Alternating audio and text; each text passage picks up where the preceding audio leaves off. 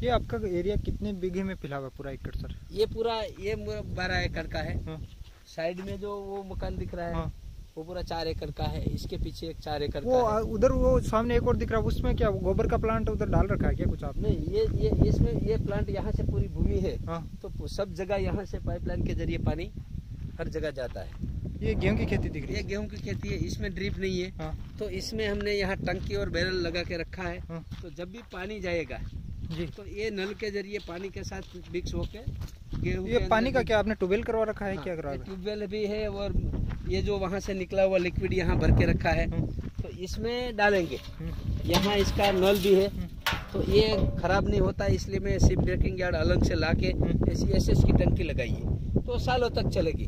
कृषि में काम ऐसा करो कि सालों तक चलना चाहिए और कम खर्च में होना चाहिए। मेरा इसी बात पे मैं एक क्वेश्चन भूल गया था, वो जो आपने ये लिक्विड बताया, फसल में कितने टाइम के बाद, कितने गैप के बाद ये देना चाहिए? 10 दिन में, 7 दिन में, 8 दिन में सर? जब भी आप पानी देते हैं, समझो कि गेहूं में हम 10 दिन के बाद एक पानी देते हैं। जी सर। तो 1 एकड़ में 100 लीटर देते हैं। जी सर। 100 से 200 लीटर इसको पिला सकते हैं। तो यही तरीके से पूरे 3 साल तक आप पिलाते रहेंगे तो आपकी भूमि का कार्बन 0.02 है, 1 तक 2-3 साल में हो सकता है। जितनी बार पानी दो उसके साथ ही मिक्स कर, ये मिक्स कर देना।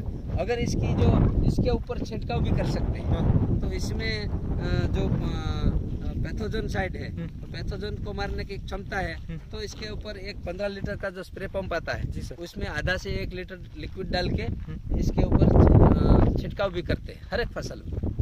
तो सर ये ऑर्गेनिक जो आप खेती ये गेहूं करते हो तो आप इसको, तो आपके परमानेंट कस्टमर है कि या कैसे इसको सेल आउट कैसे करते हो? इसका तो मूल्य भी मार्केट से ज़्यादा होता होगा सर? नहीं, हमने सिर्फ 20% जहाँ मैन्युअली पावर ज़्यादा लगता है जी तो उतना ही खर्चा ज़्यादा लगाते हैं जी। समझो कि हमको सबसे पहले जी ये जो फर्टिलाइजर और रासायनिक खाद वाली कृषि करते थे तभी हमारा खर्चा बहुत लगता था तो इसलिए हमको पैसा नहीं मिल रहा था जी सर। आज जो हमारा खर्चा 50 से 60% कम हो गया है और किसान की जगह, तो हमको समझो कि 50-60% का खर्चा है वो मुनाफे में आ गया और 10 से 15% हम जो मेहनत करते हैं इससे ज़्यादा लेते हैं तो आज आदमियों की भी ज़्यादा ज़रूरत नहीं है। समझो कि हमारे पास से अरहर की दाल है तो अरहर पूरी लेके जाता है तो 60 रुपये किलो लेके जाता है जी सर। दाल बाजार में 120 रुपये में मिलती है। बिल्कुल सर। तो व्यापारी है वो 24 घंटे में इसका 2 गुना पैसा मिलता है, 2 गुना बैठे बैठे कमा लेते हैं। लेकिन हमने ये सोचा कि हम डायरेक्ट यूजर को देंगे। समझो कि हमारा दाल बनाते हैं, मैन्युअली बनाते हैं तो दाल बना के बाद हम 100 रुपये में देते हैं। ऑर्गेनिक है फिर भी 100 रुपया 120 में देते हैं। तो क्यों देते हैं? क्योंकि 20 तो हमको भी पैसा ज़्यादा मिलता है और यूजर को महंगा नहीं पड़ता है। और ये बैलेंस रखने के लिए किसानों को वैल्यू एडिशन करके डायरेक्ट यूजर को माल देना चाहिए, तभी हमारा भारत का बैलेंस रहेगा। ज़्यादा महंगा हो जाएगा तो आम जनता रह नहीं पाएगी, वो अपना खर्चा शहरों में निकाल नहीं पाएगी। उसको दोनों की कड़ी एक करना है तो प्रजा को भी रखना है, देश को मजबूत भी करना है। तो खुद किसान अपनी कृषि करे, कृषि में यूज होने वाली सब चीज़ किसान खुद बनाए, इसका प्रोसेसिंग खुद करे और मार्केटिंग भी खुद करेंगे, तभी सभी को समन्वय है वो एकजुट हो जाएगा।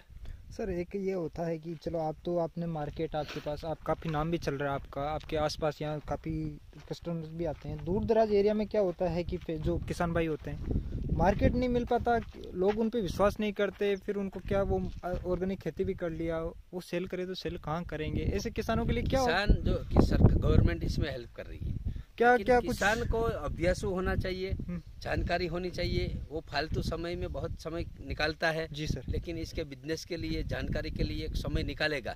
तो अभी गवर्नमेंट ने FPO की रचना की है, फार्मर प्रोड्यूसर कंपनी जी सर। 300 किसान का क्लस्टर बनेगा। वो 300 किसान का क्लस्टर बनेगा, उसमें मल्टीपल जो उसके विस्तार में जो क्रॉप होते हैं जी, तो इसको प्रोसेसिंग करने की मशीनरी, पैकिंग करने की मशीनरी, अगर इसका जो सर्टिफिकेशन है वो भी गवर्नमेंट प्रोवाइड कराती है। अगर वो सर्टिफिकेशन के साथ 300 किसानों का उत्पाद शुरू हो जाएगा तो फॉरेन की कंपनियां FPO में माल खरीदने के लिए खुद आएगी। लेकिन मार्केटिंग से पहले हमको चीज तो पैदा करनी चाहिए, और वो उस लेवल की करनी चाहिए कि एक बार कस्टमर एक बार लिया तो संतुष्ट हो जाए, तभी ले जाएगा।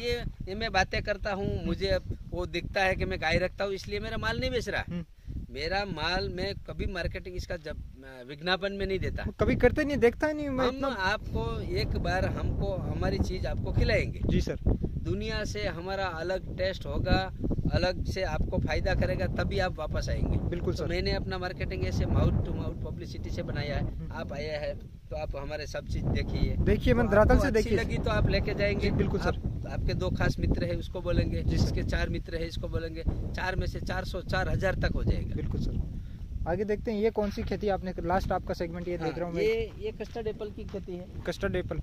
तो सर ये बागवानी का क्या आपको इसमें मुनाफा दिखा कि आपको इसमें? सबसे पहला अगर कृषि में बेनिफिट है तो सबसे पहले नंबर पे दूध की खेती का है, डेयरी प्रोडक्ट का, दूसरे नंबर पे आती है बागवानी, तीसरे नंबर पे आती है स्पाइसेस और ये जो ग्रेन्यूल से दाल है उसकी, और 5वें नंबर पे आती है अनाज और सब्जी कटहल की। जी सर। तो आप ये 500 एक साथ करते हो या क्या करते हो सर? करते हैं, लेकिन वो क्या है, हमारे साथ जुड़े हुए जो लोग हैं, इसको गेहूं चाहिए, बाजरा चाहिए, दाल चाहिए, गुड़ चाहिए, ये फ्रूट चाहिए, सब्जी चाहिए, तो वो सब चीज चाहिए, इसलिए हम मल्टी क्रॉप करते हैं। किचन जो एक परिवार में किचन में जो चीजें चाहिए वो आप एक जगह से सारा उनको प्रोवाइड करते हो? जी। मसाले से लेके, गेहूं से लेके, चावल तक लेके, फ्रूट लेके, सब कुछ। तो ये आपका फल हो गया। इसके अलावा और क्या क्या आपके पास खेती है? इस दाली वाले की खेती करते हो आप? तो अरहर की दाल की करती है, चने की करते हैं जी, ये जो मूंग है। इसके बारे में थोड़ा सा आप और जानकारी देने की कोशिश करें तो ये जो किसानों को अगर सफल और सुखी होना है सर, एक ये मैं बताऊं, आपने बताया कि बागवानी में सबसे ज्यादा पैसा है मिल्क के बाद में, पर सबसे ज्यादा जो लोग डूबते हैं वो इस बागवानी में भी डूबते हैं, खराब भी होते हैं ना, तो इनका मतलब वो फसल इसके पास वो रास्ता सही नहीं है क्या, कहाँ चोर वो मात खा जाते हैं, कहाँ उसका मार्केटिंग नहीं, वो एक जमीन से भी, उनकी जमीन भी नहीं रहती, पौधे जल जाते हैं, खराब हो जाते हैं। जमीन के अंदर मैंने सबसे पहला कहा कि जमीन के अंदर कोई भी किसान को कृषि को सफल करना है जी, दुनिया का कोई भी साइंस को लाओ तो भी सफल नहीं हो पाएगी जी, क्योंकि इसको सबसे पहले कार्बन बैलेंस करना ही चाहिए, इसके ऊपर पूरा डिपेंडेंट रहता है। और वो बैलेंस होगा जो बायोमास से होता है, किसान बायोमास को जला देता है। बिल्कुल सर। कृषि नहीं होती तो हम क्या करेंगे?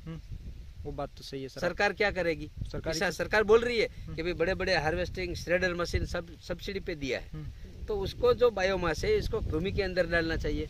हरा बायोमास से सबसे बेहतरीन कार्बन मिलता है, और हवा में प्रदूषित कार्बन जो 20% है और 78% जो नाइट्रोजन है, अगर रूट्स इसकी सही मजबूत रहेगी तो उसमें हवा में से खुराक रहने की क्षमता इसमें रहेगी। Right sir. ये बीच में आपने जगह छोड़ रखी है, इसके लिए मल्टीपल क्रॉपिंग और हो सकती थी? मल्टीपल क्रॉपिंग किया था, लेकिन अभी इसका दूसरा साल खत्म हो गया। तीसरे साल में इसकी फसल लेना है तो हमने जनवरी के बाद इसको पानी नहीं देना है, छोड़ना है।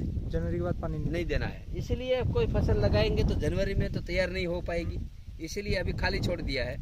तो अभी मैं इसका मेन मकसद है इसमें से ज़्यादा अच्छी क्वालिटी का कस्टर्ड एप्पल का फ्रूट लेने का। ये आपने नारियल भी लगाया? नारियल भी लगाया, आप देख सकते हैं पीछे वाली नारियल में कितने फ्रूट लगे हुए हैं, सामने दिख रहे हैं सर, वो काफ़ी शानदार तरीके से। तो सर ये बीज कितना कॉस्ट का पड़ जाता है इसका?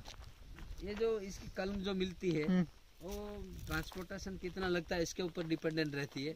खुद के यहाँ नर्सरी के ऊपर 50-60 रुपये में मिलती है, यहाँ आते तक 60-70 रुपये में हो जाती है, कई कलम फेल भी होती है। तो इसका जो कॉस्टिंग है 70 से 80 रुपये तक गन्ना है। आप कितना इसका एक्सपेक्ट कर रहे हो, कितना टर्नओवर करने की कोशिश कर रहे हो इसका? ये तो पूरा टर्नओवर हो जाएगा हमको। ये हमारा 16 गुंठे की 1 बीघे में कम से कम 40 से 50 हज़ार रुपया का मुनाफा होना ही चाहिए। 40 से 50 हज़ार। तो सर मैं कम ही लोग ऐसे मिलते हैं सामने, डेयरी फार्म भी कर रहे हैं, खेती भी कर रहे हैं, बाय प्रोडक्ट भी बना रहे हैं, खुद मतलब धरातल से जुड़े हुए हो, तभी आपको इतना मुनाफा हो रहा है, तभी आप इतने सक्सेस होते हो सर। ये सबको मिलेगा।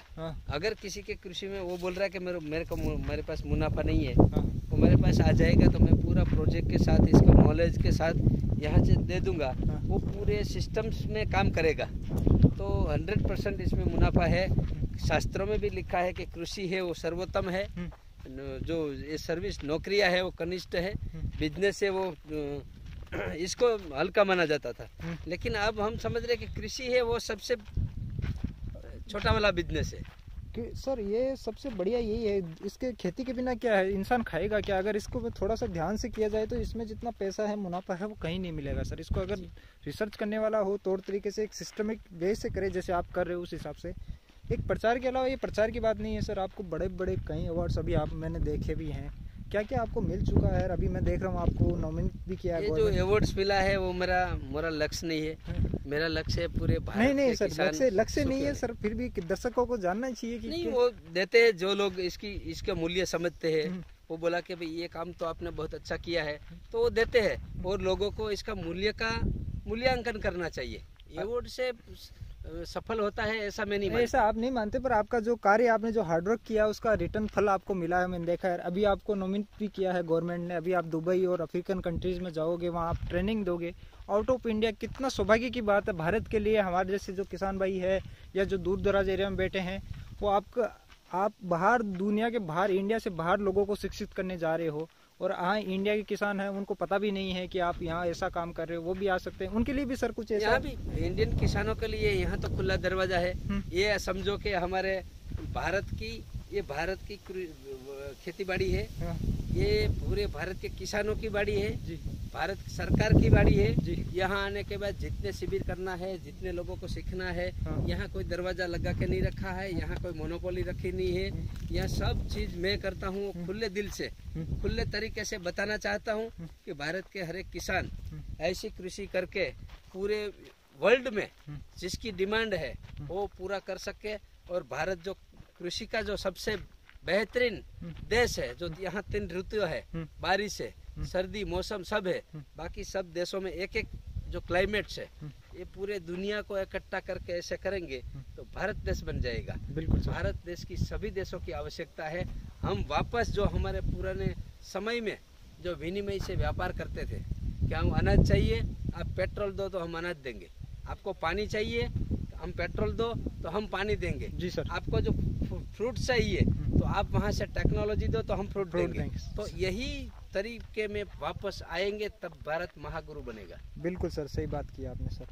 अब इसके अलावा सर एक यहाँ मैं आपका, ये मेरी सोच है, मैंने जहाँ एनालाइज किया है, मैं आपको इसको आप एक एग्रीकल्चर यूनिवर्सिटी भी खोल सकते हो, या कुछ ट्रेनिंग प्रोग्राम है जो किसान भाई है उनके लिए आप आइडियाज के लिए सब। मेरे जीवन का जो मकसद है वो आपने जो पूछा है कि मैं यहाँ कृषि तालीम शाला, गौ संवर्धन तालीम शाला जी सर, आयुर्वेद के लिए वैदिक भोजन जी सर, गर्भ संस्कार के हुए भारत की आने वाली पीढ़ी को मजबूत बनाना है तो माँ के उधर से ही इसको डेवलप करना है। बिल्कुल सर, जन्म के बाद नहीं जी सर। तो कैसे इसको रहना है, कैसी खुराक खाना है, कैसे समय में इसको बच्चा को गर्भ धारण करना है, वो सब चीज की यहाँ निष्णांत जो वैद्यराज है तो उसको रख के वो इसकी तालीम भी है। रोजगार की समस्या बहुत है। समझो कि हमारा ट्राइबल एरिया में सब लोग धर्म परिवर्तन कर रहे हैं, बिल्कुल माओवादी बन रहे हैं। तो इसको क्यों हो रहा है? इसको अच्छी ढंग से इसकी आमदनी नहीं होती है, इसको कमाई नहीं होती इसलिए। लेकिन ये लोगों को हम बुला के वहाँ से भाड़ा भी हम देंगे, यहाँ रहने 10 दिन काम करेंगे प्रैक्टिकल, तो इसकी रोजगारी हम देंगे और ज्ञान भी देंगे। और ज्ञान के बाद इसको कहाँ रोजगारी पे रखना है वो भी देंगे। तो रोजगार तालीम भी यहाँ हम कर रहे हैं। रोजगार और सारा सिस्टम आप कर रहे हो सर। ये थोड़ा जो आपने मैं बताया कॉलेज वाला टाइप का जो आप बता रहे हो, ये थोड़ा शुरुआत कीजिए कि क्या कि कम। एक मैं बताता हूँ सर, एक ऐसा जो इंडिया के अंदर बीमारियों का घर फैल रहा है, आप देख रहे हो अभी कोरोना वायरस के अंदर इंडिया की क्या हालत हो गई थी। और इसमें थोड़ा देसी जो नस्ल है ये भी खत्म हो रही है, जब गाय इसको टेक ओवर कर रही है। आपके गुजरात में मैं देख रहा हूँ काफ़ी, मतलब जो दूर दराज एरिया है वहाँ भी लोग अचब की तरफ जा रहे हैं, गिर की पत्ती नहीं जा रहे, वो कह रहे हैं कि इसमें पैसा नहीं है, पैसा नहीं है। और वो कैंसर की तरफ जा रहे हैं। हम जो सिटी के अंदर एरिया रहते हैं उनके पास चॉइस नहीं रहती, वही दूध पीते हैं। कम ही लोग बच्चे हैं इंडिया के अंदर, ख़त्म सा हो रहा है। जो अपनी धारित पुरानी संस्कृति थी वो ख़त्म हो रही है। इसको वापस जीवित करने के लिए आप जैसे लोग आगे आएंगे तभी ये सक्सेस हो पाएगा सर। आपकी क्या थॉट है इसके प्रति? नहीं, अगर अच्छा जीवन जीना है जी भाई, ये जो सब महामारियों से बचना है तो प्रकृति की ओर चले, गाय की ओर चले और जीवन की ओर चले। जीवन को मशीन या तो मशीनरी मत बनाइए जी सर। अपनी आने वाली पीढ़ी को भी प्रकृति में रखे, अपना घर बनाए तो प्रकृति में बनाए और प्रकृति के साथ जीवन जिएंगे तो ये पूरा जो भी समस्या आपने बताई है जी सर, वो उसका सबका सॉल्यूशन प्राकृतिक जीवन में है, प्राकृतिक भोजन में है और प्राकृतिक पेड़ पौधों में। बिल्कुल सर, इन्हीं शब्दों के साथ इस वीडियो को यहीं ख़त्म करना चाहेंगे। एक आपका कॉन्टैक्ट नंबर, किसान भाइयों को बहुत जिज्ञासा रहती है कि आपसे बात करने की, कि ऐसा नंबर दीजिए जिससे कि आप अपना टाइम वेस्ट भी ना हो पाए, और जो जिन्हें जब आप टाइम फ्री हो। मेरा नंबर है और व्हाट्सएप नंबर भी है 9427228975।